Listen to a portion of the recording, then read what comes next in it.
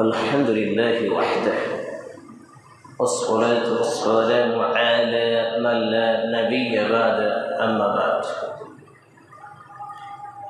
قال الله تعالى في كلامه المزيد والفرقان الحميد: أعوذ بالله السميع العليم من الشيطان الرجيم.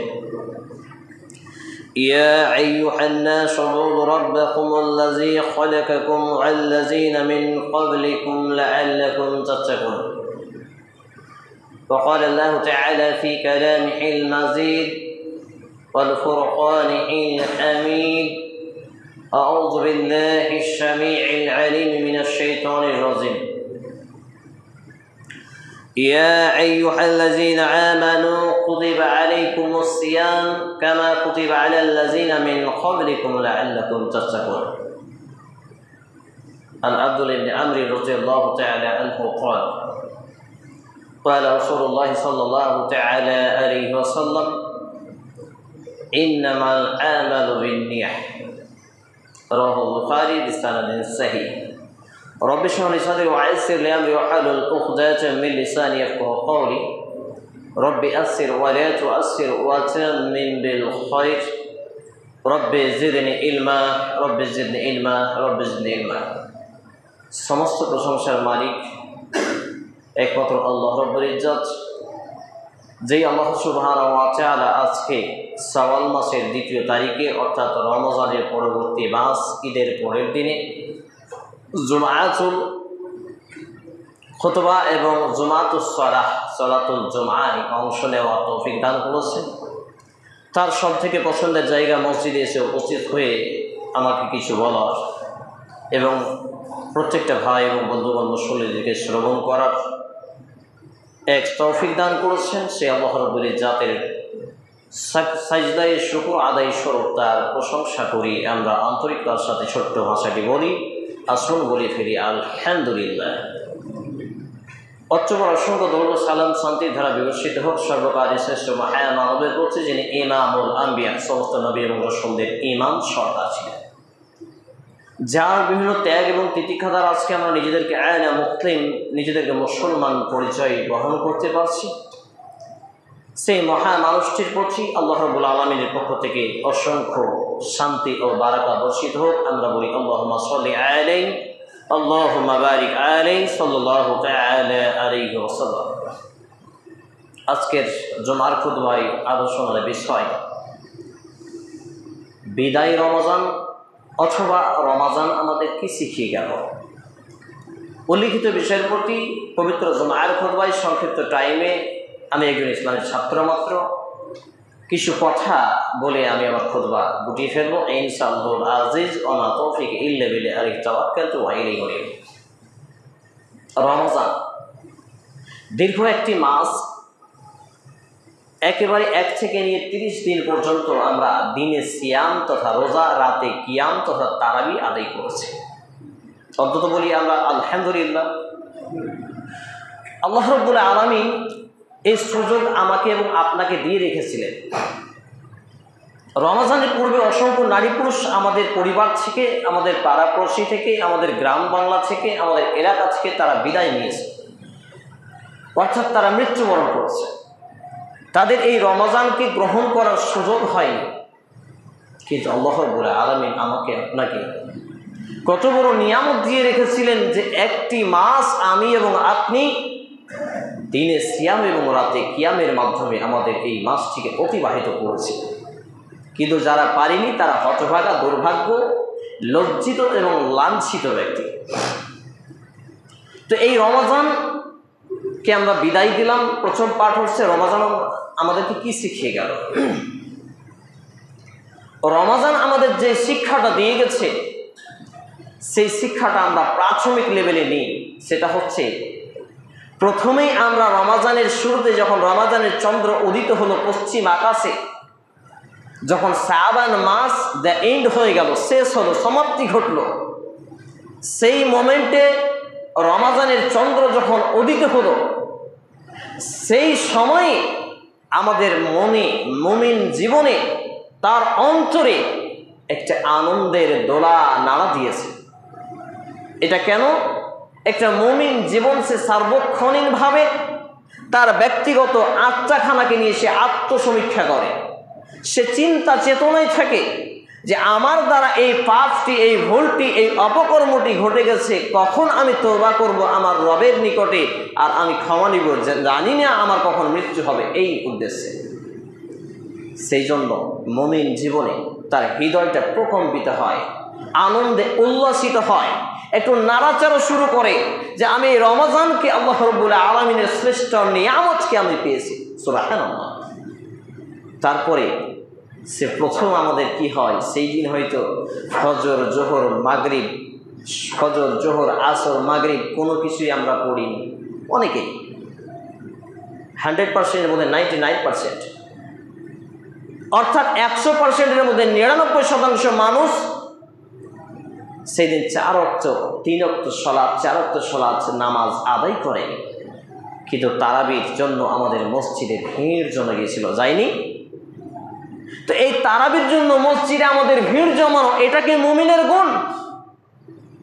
এটা ঈমানদারের গুণ, মুমিনের গুণ নাই। মুমিন আলাদা চ্যাপ্টার, ঈমানদার আলাদা চ্যাপ্টার।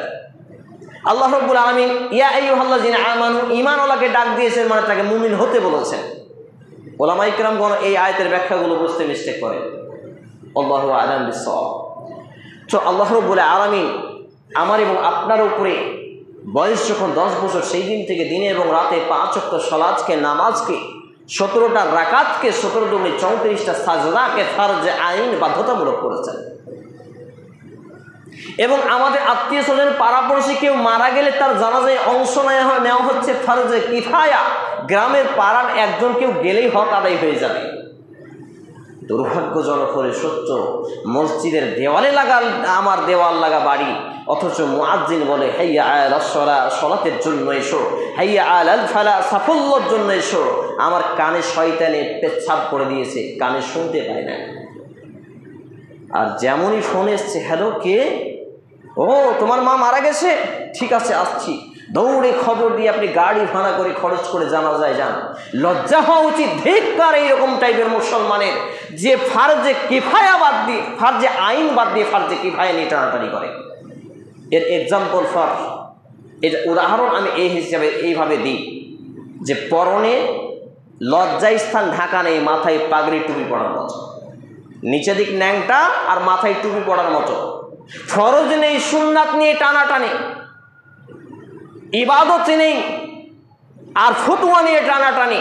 এই হচ্ছে আমাদের চরিত্র, স্বভাব, যেটা মুমিনের গুণ বা সিফাত নয়। সম্মানিত উপস্থিতি, ভাই বোন, বন্ধুগণ, তারপরে এই রমাজানে আমরা ধারাবাহিক কিন্তু একটা ট্রেনিং দিয়েছি।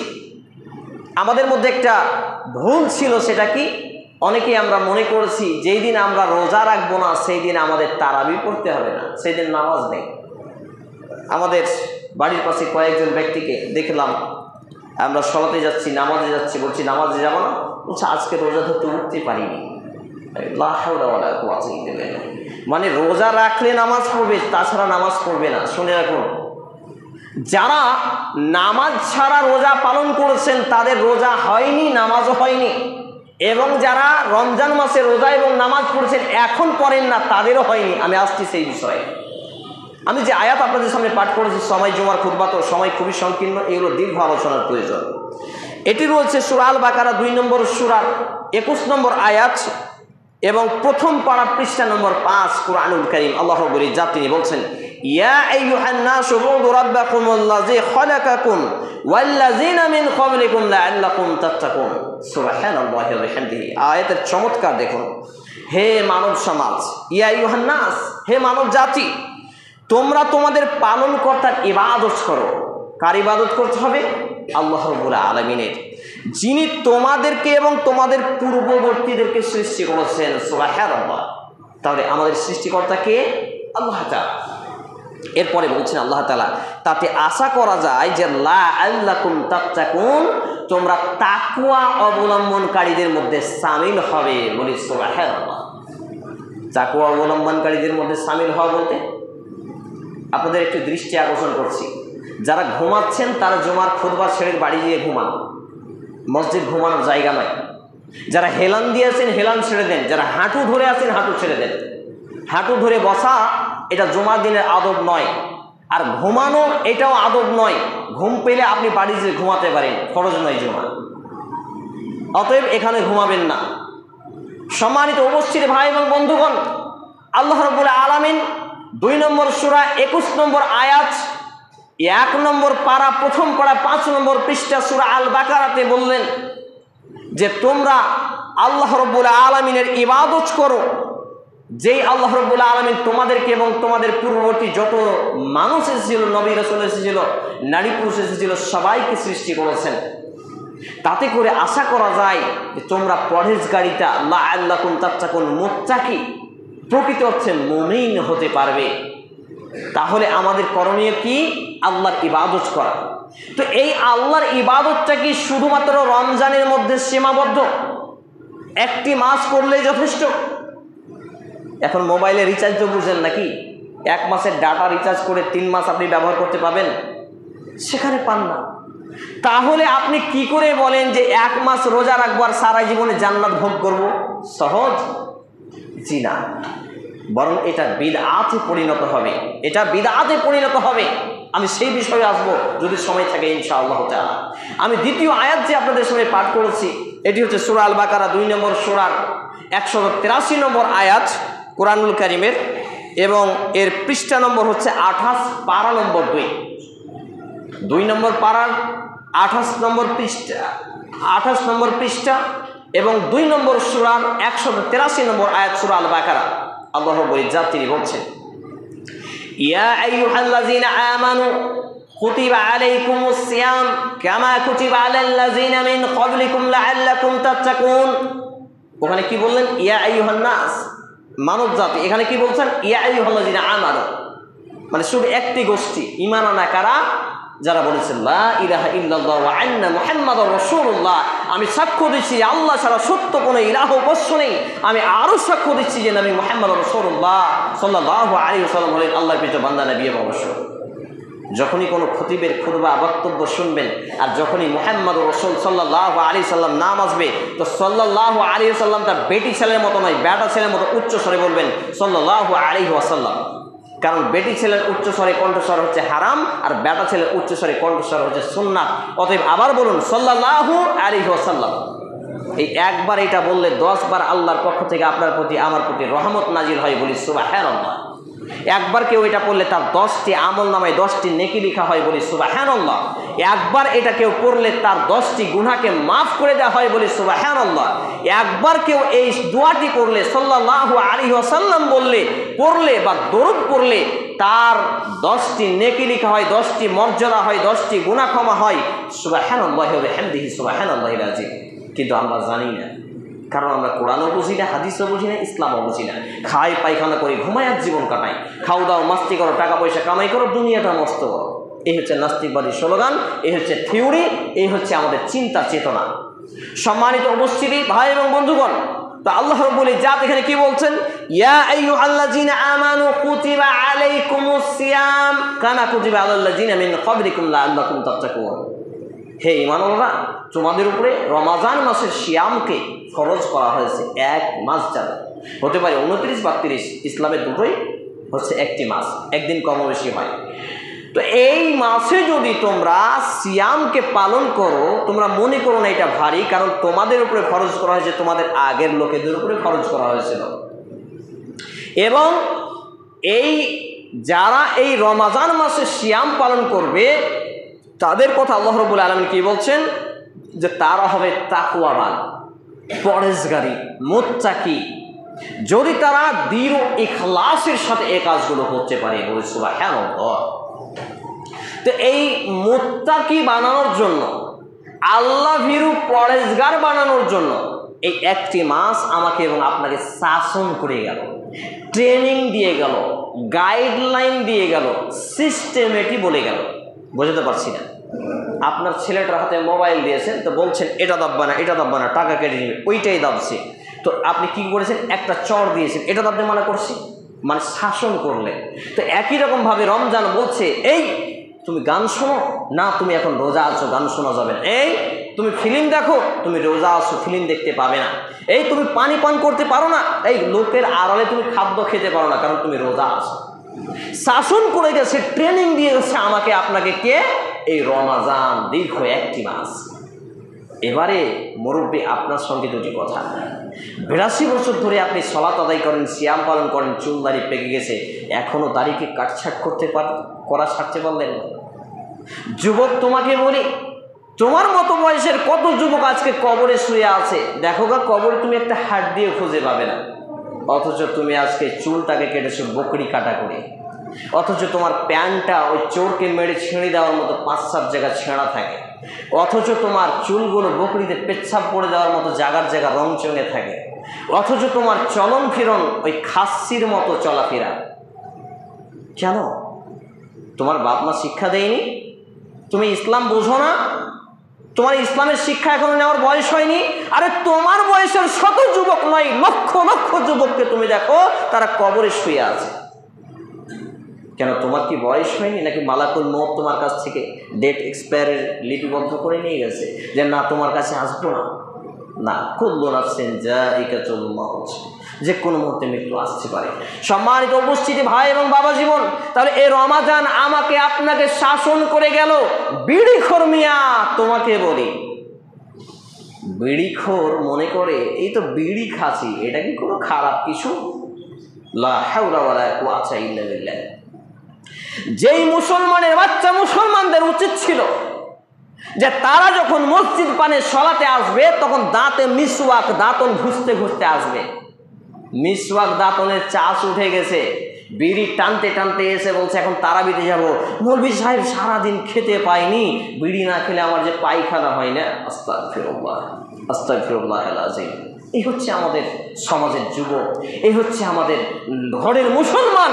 এই যদি থিওরি তারা নিয়ে থাকে, তাহলে কি শিক্ষা নিল? রমাজানকে আমাকে আপনাকে তাহলে মুত্তাকি বানাতে পেরেছে? দিনের বেলায় আরো কি শিক্ষা দিয়েছে এই রমাজান?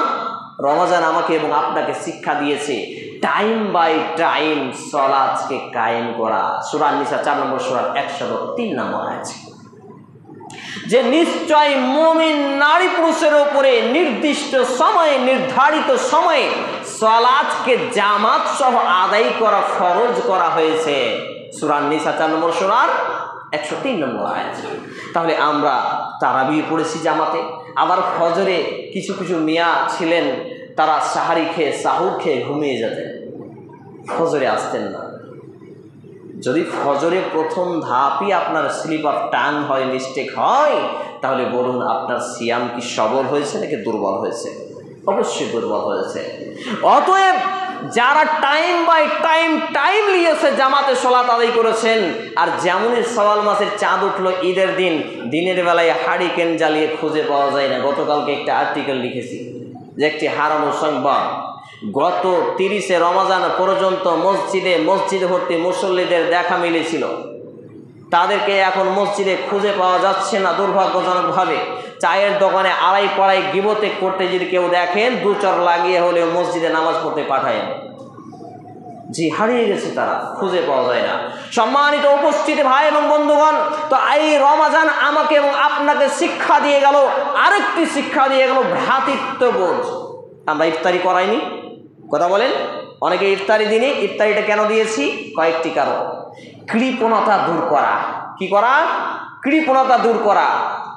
এই কৃপণতা দূর করার জন্য এই ইফতারি আমরা আয়োজন করেছি, এবং এই ইফতারিগুলো একটা একটা করে আমরা মানুষকে দাওয়াত দিয়েছি। কারোর সঙ্গে তর্ক বিতর্ক হয়েছে, ঝুট ঝামেলা হয়েছে, অথচ বলিনি ওকে দাওয়াত দিব না।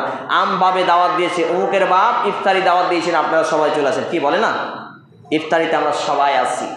আরেকটা কি শিক্ষা? তারাবির কাতারে কাঁধে রাখে কাঁধ সকল সমাজ, ছোট বড়, ধনী গরিব, কালো সাদা, ফর্সা, হলদে বেডে সব লোক আমরা তারাবির কাতারে কাঁধে কাঁধ, পায়ে পা মিলিয়ে সালাত আদায় করিনি? তাহলে ভ্রাতৃত্ববোধ এবং এখানে কৃপণতা দূরীভূত করা, আর কি দানের জন্য হাতকে লম্বা করা শিক্ষা দেওয়া হয়েছে।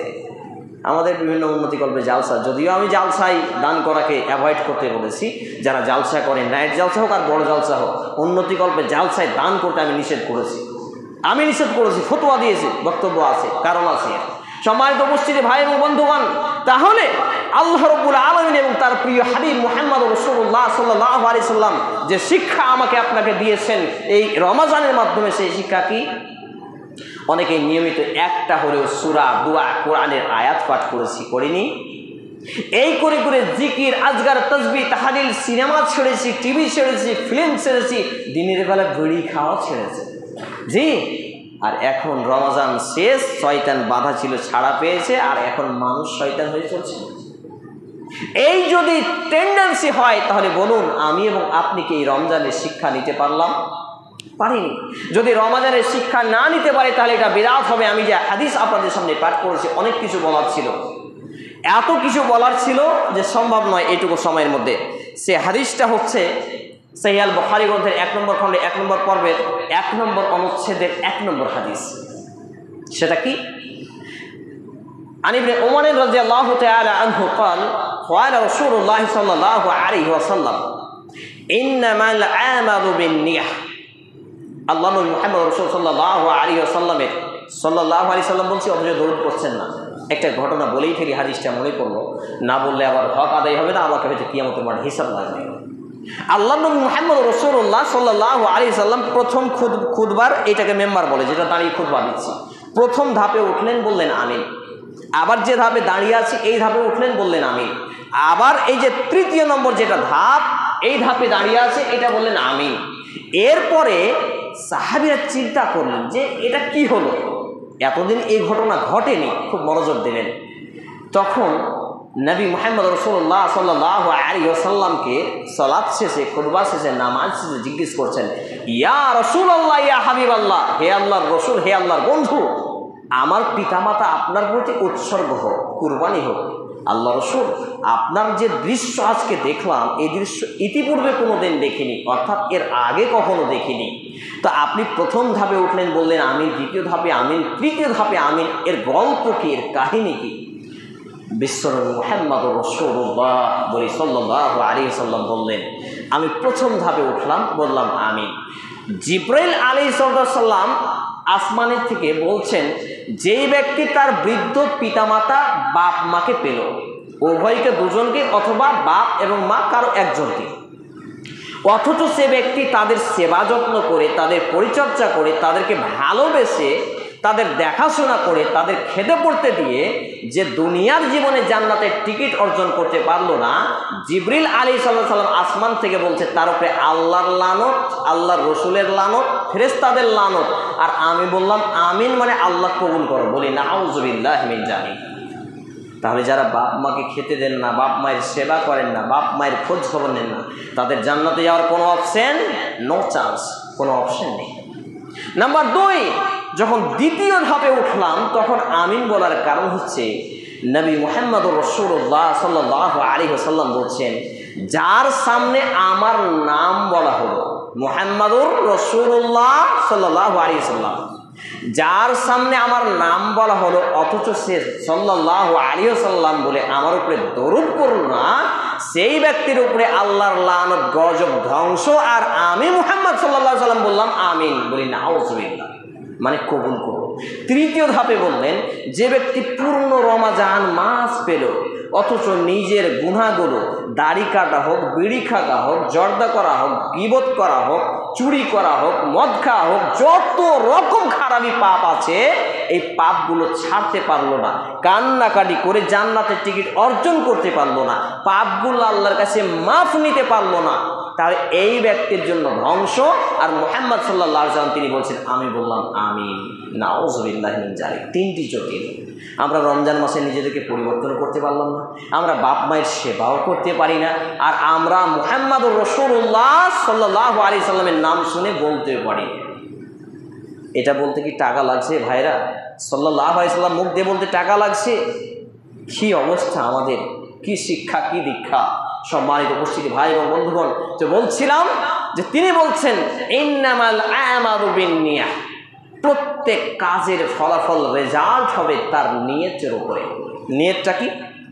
ভাগাভাগিতে একটা কিছু নিয়েছেন 3-4 বন্ধুদের বা 3-4 ভাই, আপনার দিকে খারাপ জিনিসটা পড়ে গেছে ভাগে, আপনি বলছেন ভাইটার নিয়তটা খারাপ, আমাকে ঠকে দিল।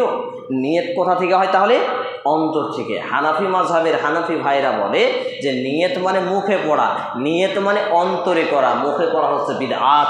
তো আমি এবং আপনি যেই কাজ করেছি এটা বিদআত হতে পারে। কোনটা?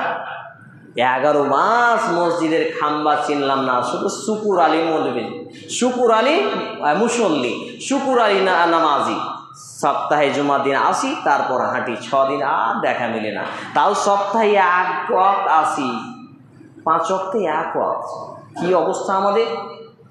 এই যদি অবস্থা হয়, আবার রমজান মাসে 1 মাস ডিউটি পালন করলাম, যে রমজান মাসে 1 মাস ডিউটি পালন করে বলছি নাকি আল্লাহকে যে আল্লাহ शैतान को तो आप शिकलबंदी कर दिया था, अभी शैतान नहीं है, हम इंसान बन के आया है, आपके मस्जिद पे सजदे में सर झुकाता है, इसीलिए हम आपके प्यारे बंदे हैं।